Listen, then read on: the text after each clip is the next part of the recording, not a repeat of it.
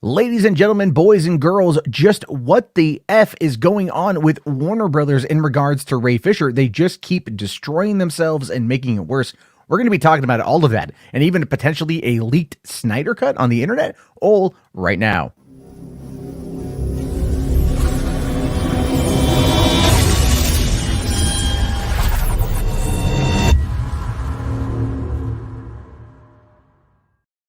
Hey everyone, how's it going? Matt Jarbo here, $3 Theater, and today's been an interesting day. It's been a very interesting day. So for one, you had Zack Snyder over there at the IGN Fan Fest showing off some new stuff, talking to fans about the movie.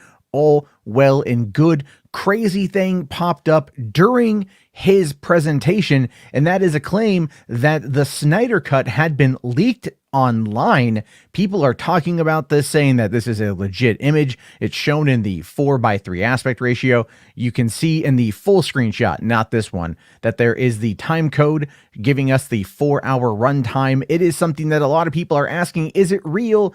Is it real? No, it's not real. It's not real, guys. It's fake. I just wanted to get that out of the way right away. It's fake. It's not real.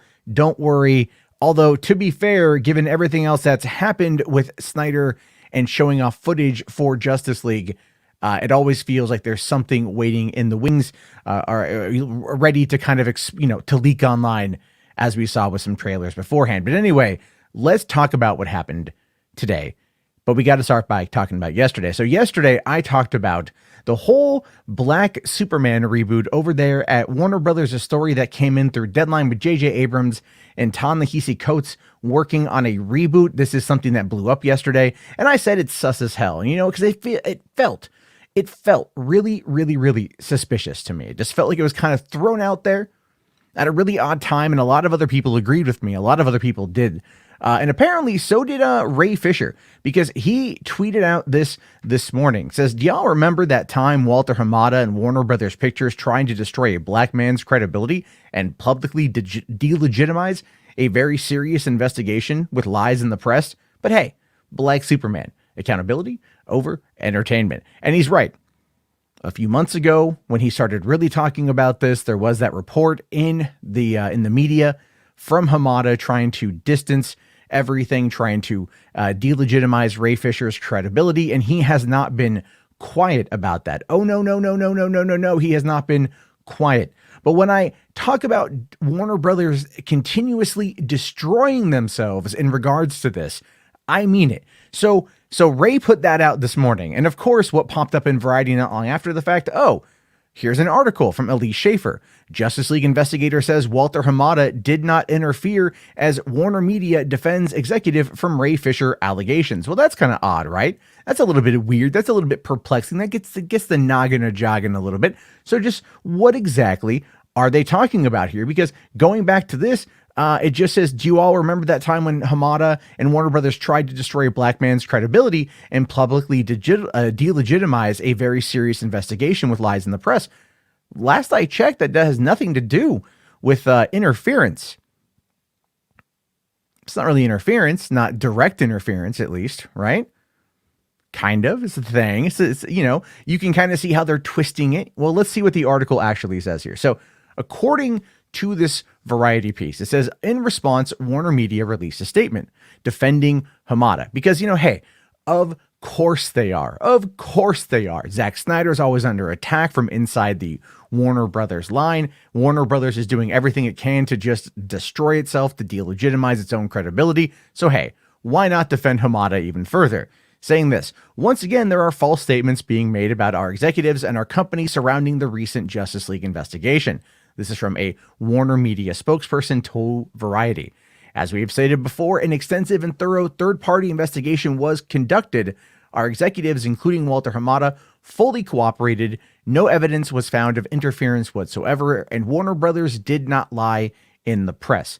It's time to stop saying otherwise and move forward productively. Now, the thing that sucks about that particular line is that it's going to be used by certain people, who I won't name, mutual agreement, to try to further delegitimize and knock down Ray Fisher in the media, especially within the YouTube algorithm. But if you look at what they're saying there, it's just saying that there was no evidence of interference whatsoever. And they do mention that there were no lies in the press, but there were lies in the press that came out.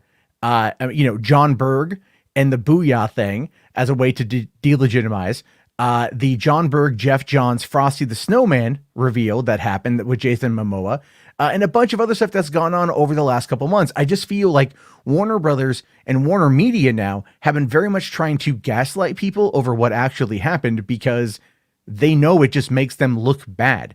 Every time Ray Fisher speaks, it forces them to respond. And that is showing you the power of Ray Fisher. Now, Catherine B. Forrest, a former federal judge and current investigator into the misconduct on the Justice League set, alleged misconduct, also relieved a statement affirming Hamada's innocence, saying, "I am disappointed by continued public statements made suggesting that Walter Hamada in any way interfered with the Justice League investigation. He did not. I interviewed him extensively on more than one occasion and specifically interviewed him concerning his very limited interaction with Mr. Fisher. I found Mr. Hamada credible and forthcoming. I concluded that he did nothing and impeded or interfered with the investigation. To the contrary, the information that he provided was useful and advanced the investigation." And so that is where they are right now with their particular take on it is, oh, no, we didn't do anything. Ray Fisher is just making stuff up. Ray Fisher is just making things up. But if you look at what that woman said in the response, she doesn't like that her credibility is being called into question because all things considered, who would? But she's not saying what Ray is talking about. She's not talking about that at all. They're trying to change the narrative. They're trying to spin the narrative to say, oh, Ray Fisher is saying here that there's a whole bunch of crap going on with the investigation and it's all about interference. Well, this is what Ray responded with. He says, "As I've said from the start, Walter Hamada attempted to interfere with the Justice League investigation. He was unsuccessful in doing so because I did not allow him to. Having the investigator make a statement claiming there was no interference is purposely misleading and desperate," which is quite frankly true because Hamada was trying to work with Ray on the side. Oh no, come on, Ray, come on. Let's go into, why don't you show up in the Flash movie? Huh? We need you in the Flash movie. We'll give you a sizable cameo in the Flash movie. Just come on, drop this whole thing. You could tell all of this was happening behind the scenes. The studio's been trying to cover their ass. They've been trying to protect themselves this entire time. And all Ray Fisher is asking for is simply accountability. He has said, I just want Hamada, who I believe at this point has apologized privately to Ray Fisher, to publicly apologize, and this is what Ray said, to publicly apologize to the other cast members and crew members who worked on the 2017 reshoots of Justice League. How hard is that? But every time he says something, every time he calls out the hypocrisy and he puts them on blast, they have to respond with a source in the Hollywood or in Variety or the Hollywood Reporter or Deadline. They are desperate to get this thing under control. They are desperate to control the narrative. And every time they try, they fail. And that's why this to me is hysterical. Ray Fisher is owning their ass every step of the way. Does that mean he's probably done working with the company? Yeah, I would go as far as to say yes. I would go as far as to say yes, that most likely he's not coming back, which is leading to the credibility that there probably isn't going to be anything more in the Snyderverse. And that's unfortunate. But at least now he's going for his pound of flesh in the best way possible. And that would be accountability. Anyway, guys, I'm curious to know your thoughts on this one. If you made it this far, do me a solid.